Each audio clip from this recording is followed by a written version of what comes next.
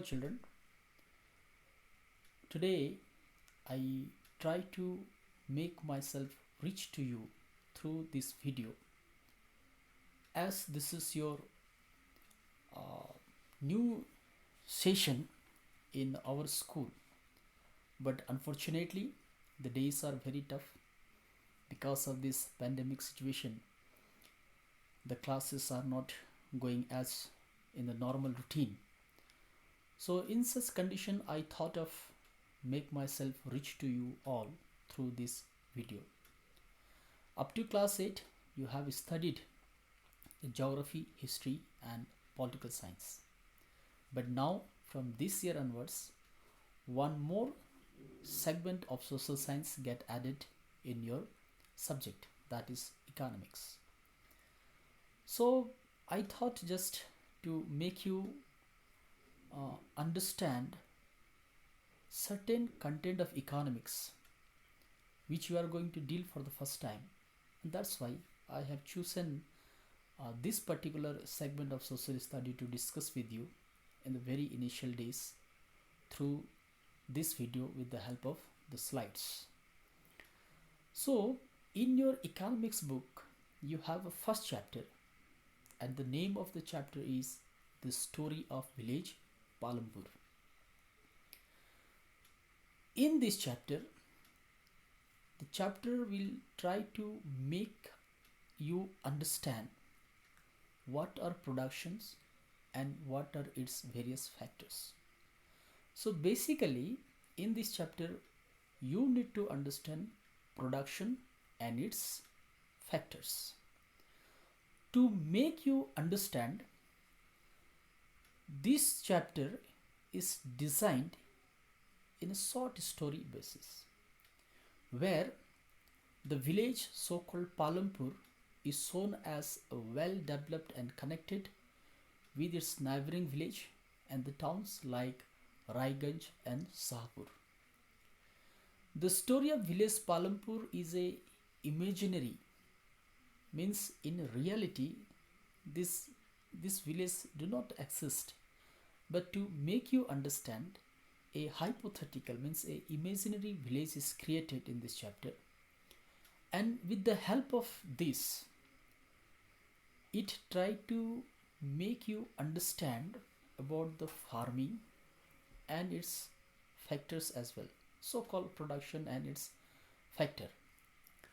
So to make you understand about the production, the chapter has classified all the activities that is done in two different categories, which are called as a farm activity and non-farm activity.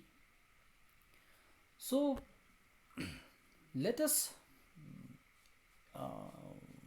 understand that what production is.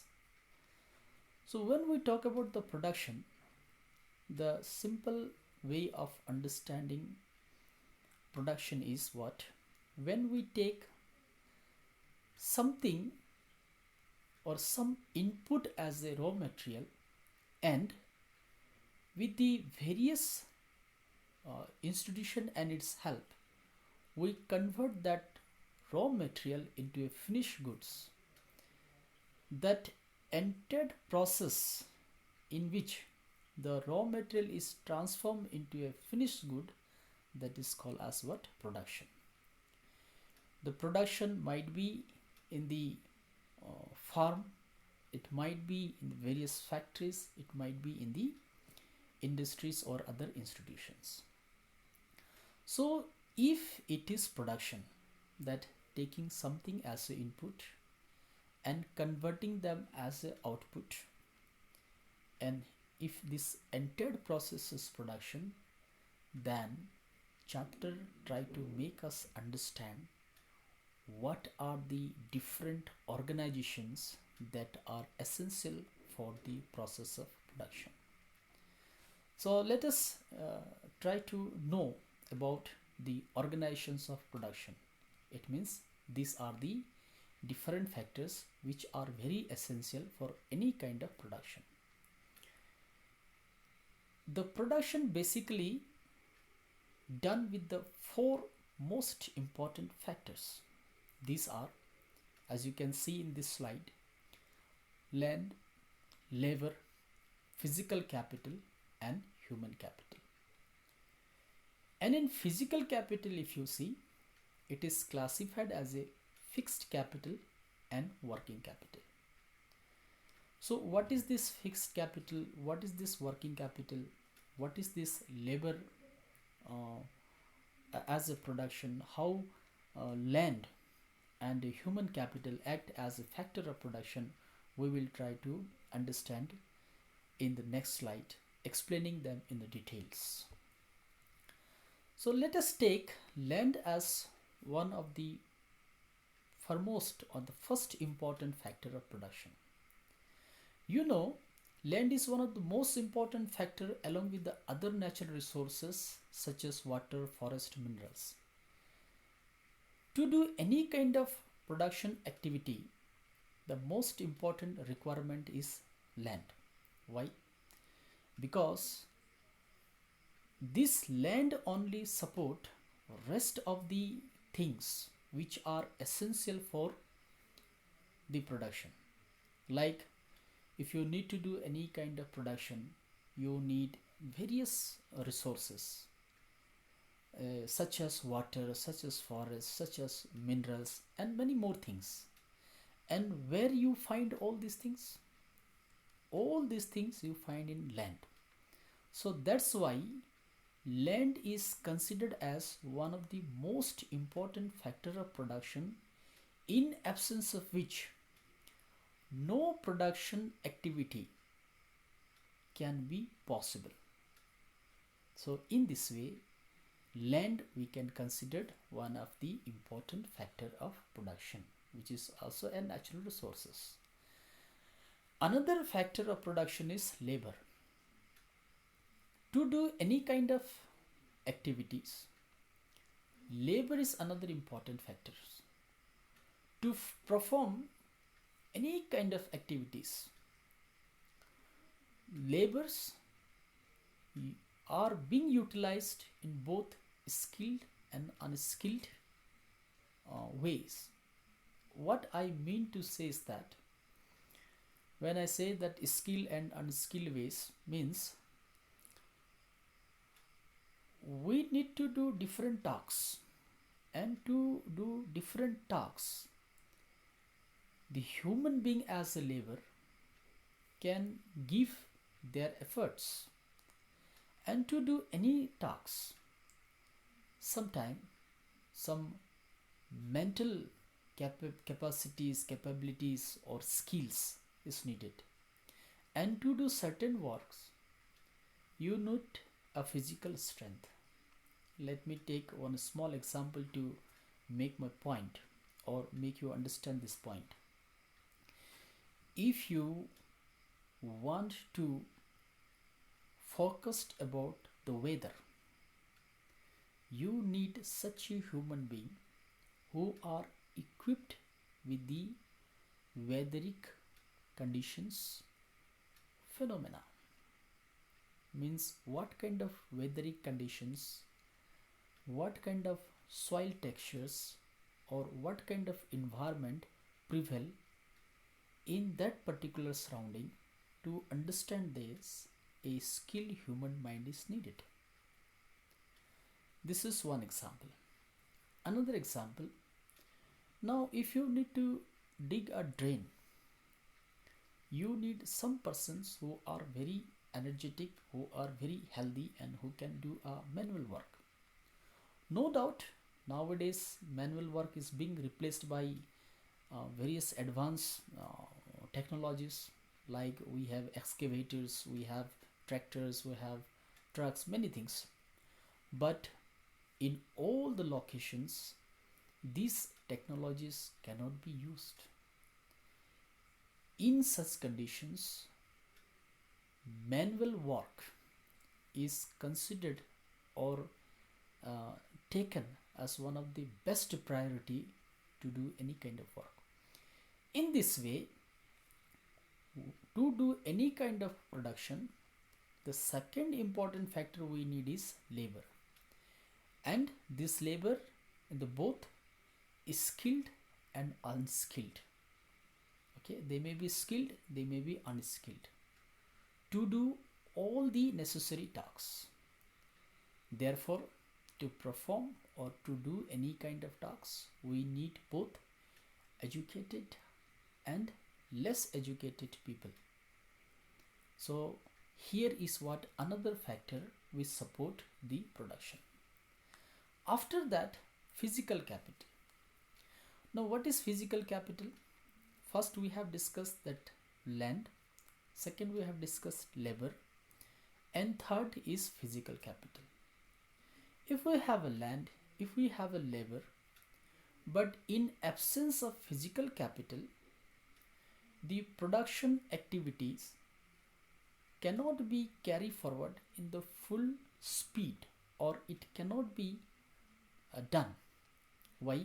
Because these physical capitals include fixed capitals and working capitals. Now let us try to understand what is fixed capital. As I told you, to do any kind of production activities, often various technologies are used, which includes small tools, weapons, and various other institutions. So all this, from simple tools to very sophisticated machines which are used in the process of production, are called as a physical capital.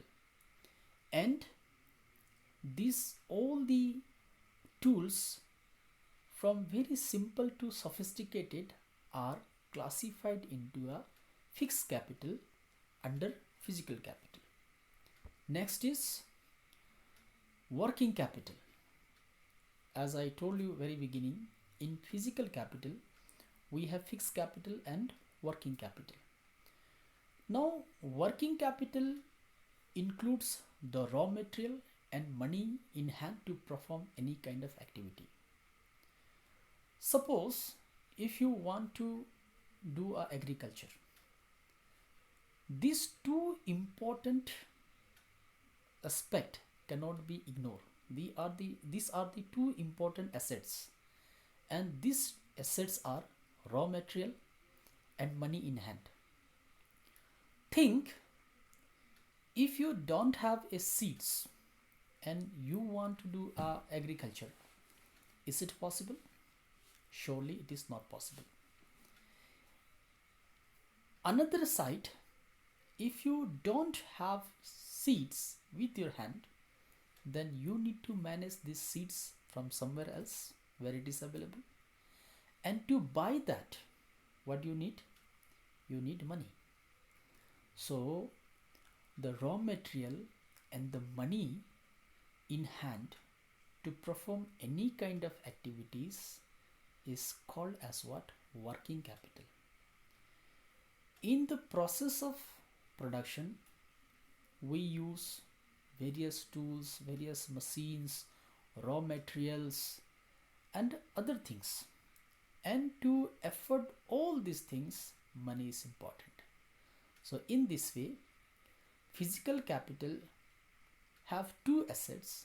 One is fixed capital, another is working capital.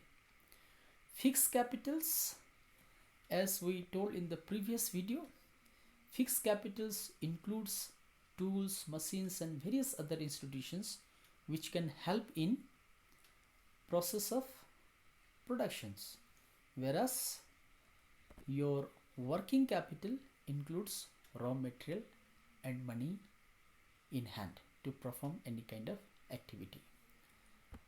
Now, apart from land, labor, and physical capital, fourth one is human capital. Human capital is one of the most important factor of production. Why? Because it has a capacity to organize all the above mentioned factors in a systematic manner in the process of production. Think in this way. You have land, but you have a physical capital, but no human being lives in this planet, do you think that production would be possible? Or think in this way, if all the people live with the same capacity, same knowledge, and same skill, will different kind of production activity can be taken place, or it could be taken place? Surely not.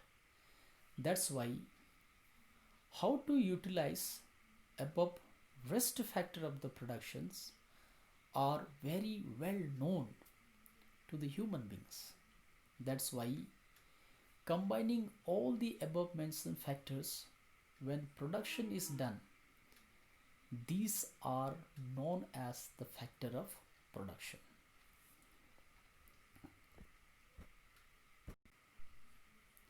I hope that up to here whatever we have discussed you have understand. Then can we recall once again what are productions? Productions is an activity in which raw material is taken as it and finished good we get as a output, and in the transformation of this raw material into a finished goods, so many processes happened. So all these processes are done through various institutions. All these institutions which are used in this process of production is called as what? Factor of production. So what are these factors? These factors are land, labor, physical capital, which has two assets, that is fixed capital and working capital, and finally fourth one is human capital. I hope that up to here I am able to make you understand. Then if these are the factor of production, does all these factors remain same? Then let us try to see that what this chapter talks about all these different factors of production. Now, do you think that land is a fixed capital?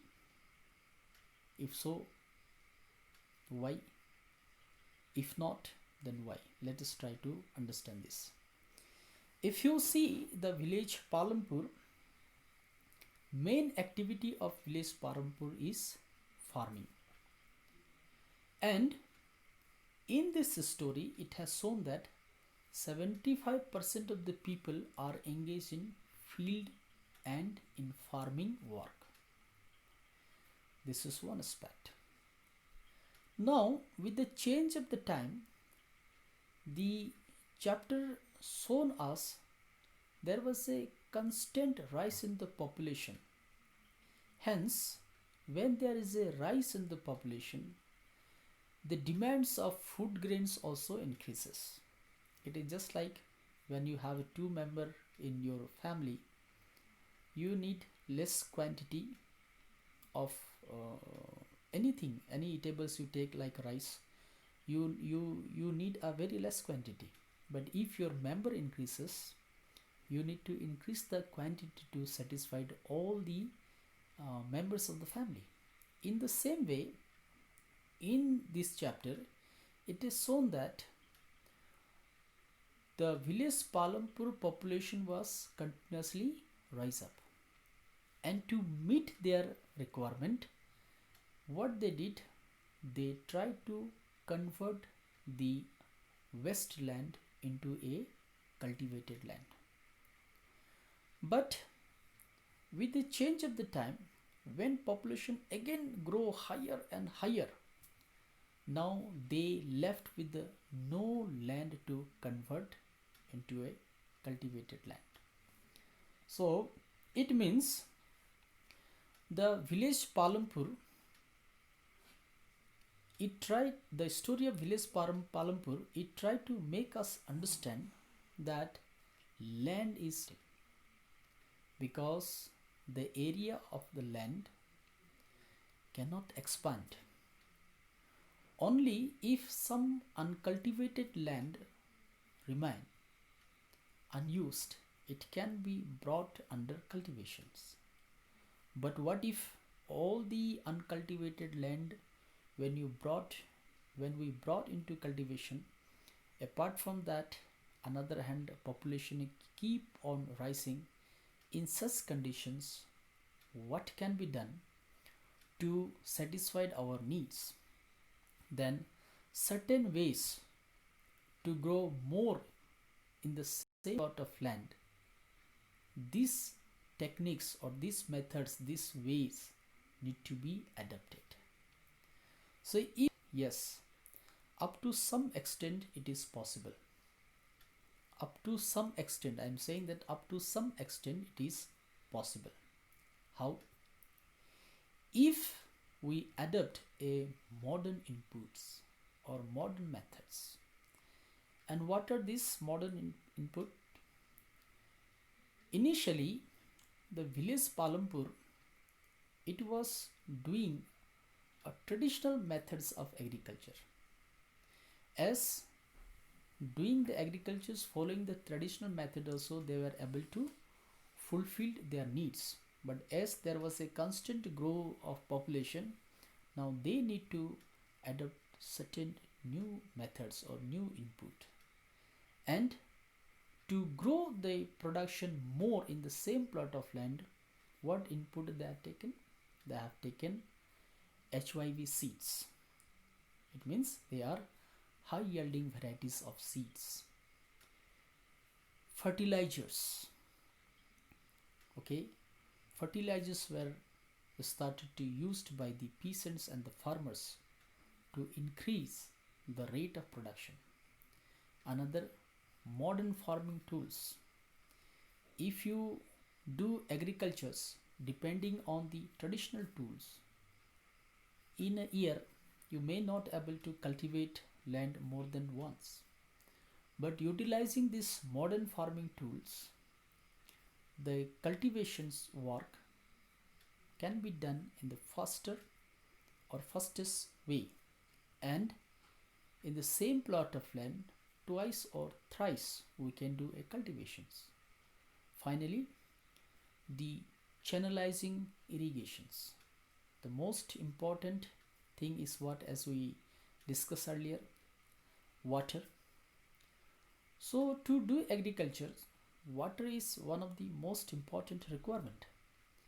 And if agriculture's field are irrigated, channelizing various canals, pump set, electricity, and connecting it with the dam water reservoir, so production work can be done fastest manner and easily. So these are some of the method which will help us to increase the rate of production. Why this is necessary? Because land is a fixed capital, it is not going to grow. Then we need to adopt certain methods which may help us in doing agriculture's work. Now let's see, do the land sustainable if we adapt these modern methods of agriculture also, and modern inputs, as I said that using fertilizers or doing agriculture's activity twice or thrice in the year. So do the land is sustainable or do land sustained? Then it is very necessary to be very careful in its use. It means land is not sustainable. Modern method have overused the natural resources. We know land is a natural resources, and to meet the rising demand because of the growing populations, adapting these modern methods, these natural resources, so-called land, is being cultivated twice or thrice in the year. As a result, land started to lost its fertility.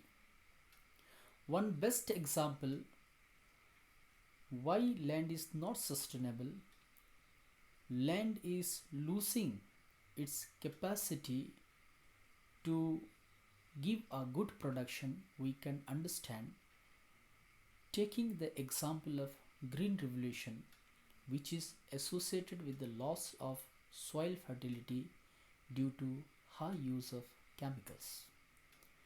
When green revolutions take place in our country, so many wasteland are transformed into a cultivated land, and with the help of this modern method of agriculture using various kinds of chemicals to gain the fertility of the soil, when production work is carried forward in such conditions, land started to lost its fertility, and the production it was giving was less and compared to the land which is newly transformed into a cultivated land. So let us see how the land distribution pattern is done in village Palampur. This is just a data, and you can just have a look on it.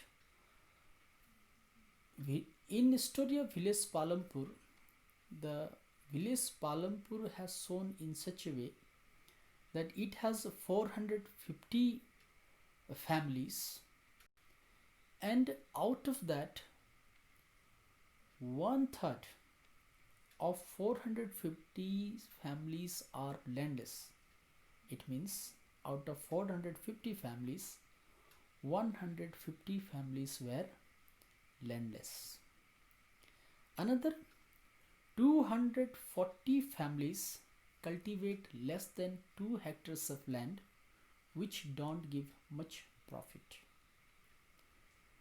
60 families of medium and large farmers cultivate more than 2 hectares of land. Few farmers cultivate over 10 hectares of land. So this is the land distribution pattern of Palampur. So if it is so, then the farming is again classified into a large scale and small scale. So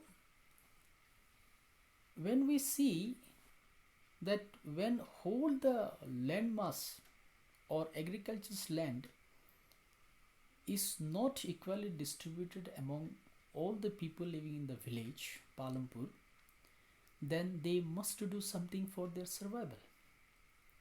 So those people who don't hold the land, either they were working in others agriculture's land as a laborers, or they come with their small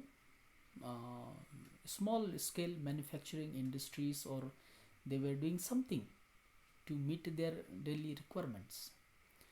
So 50 families were engaged in small scale manufacturing work with the help of simple tools and their family members. Some people were engaged in small business like shopkeepers, cobblers, running tea stalls. So when we see this aspect, land distribution pattern, with that we get one idea that all the people who are living in village Palampur, they are not engaged in agriculture's work only. Apart from that agriculture's work, there are some people who don't hold their own plot of land, or who don't get the work to do in other agriculture's field. They have managed their livelihood doing their certain manufacturing work or some other job. So with this pattern, we understand one thing, that people who lives in the Palampur, they are not only engaged in the farm activities. So all the activities people do, either they are classified as a farm activity or non-farm activity. Now see, those people who do work in the agriculture's field or agriculture's production work, dairy production work, fisheries, beekeeping, viticultures, these are the different activities which come under the farm activity. But beside that, those people who don't hold their own plot of land and who don't get work to do in other plot of land, they started to have their own management. And with that, in the previous slide, just we have discussed that they were engaged in running a small shop, tea stalls, like that we have discussed. So beside that, the village Palampur shows another aspects also, that is transport system in Palampur. It means apart from the agriculture's work, apart from the manufacturing work, the transportation system also, a transportation system of village Palampur was also very developed. It was shown in the chapter. How? There are rickshaws, togas, jeeps, tractors, trucks, traditional bullock carts, etc. The ferry people carry goods from one place to another place. They visit one door to another door to sell their goods. Now, with this we understand the village Palampur is not only doing a farm activity, but it is doing several other non-farm activities as well. And these non-farm activities are like doing small manufacturing work, running a small shop, tea stall, the pulling rickshaw, tanga, driving jeeps and tractors, trucks. These are all comes in the non-farm activities. So overall, if we see in this chapter, the chapter is all about the factor, its productions, and the activities which is classified into a farm and non-farm. So discussing this particular thing, we understand about the factors, we understand about production, its factors, and various activities such as farm and non-farm that is being initiated to support the production with all its support or supporting assets that are needed in the process of production.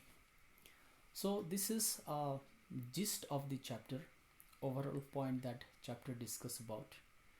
I hope that this will give you a bit idea to understand about this chapter, so called the story of village Palampur.